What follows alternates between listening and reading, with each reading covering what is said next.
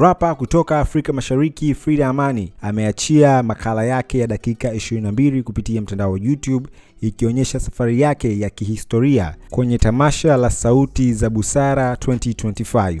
Hii ni makala yake inayomwangazia akiwa jukwani, lakini pia akiweka historia kama msanii wa kwanza wa hip hop kutoka TZ kupanda kwenye jukwaa hilo maarufu. Katika makala hiyo, Frida na timu yake wameeleza maandalizi kabla ya tamasha, lakini pia uzoefu wa kuwa kwenye jukwaa na hisia ambazo huwa wanazitengeneza baada ya onyesho. Frida amesema ya kwamba yuko makini sana ikijwa kwenye issue ya stage performance kwa sababu ni kitu ambacho kilimrudisha nyuma kwenye finali za Bongo Star Search za mwaka 2015, show yake ya kwanza kabisa ya kuonyesha vipaji ambayo alishiriki na ikamwangazia dunia.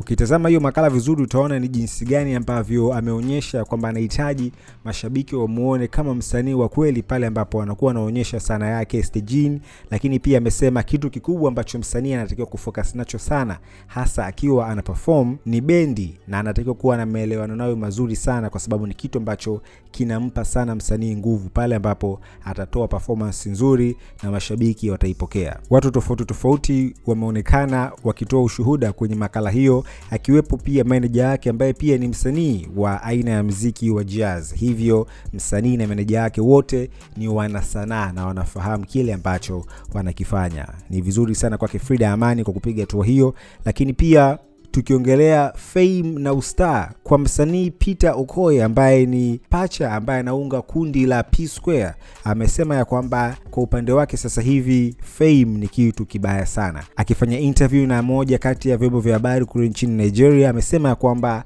anatamani awe na maisha yake ya uhuru ya kwenda kutembea barabarani na kununua kitu chochote kile ambacho anakuwa anajisikia, kwa sababu sasa hivi hata kisafiri inamlazimu avae kofia, mask pamoja na miwani ili watu wasimjue, wasimsimamishe.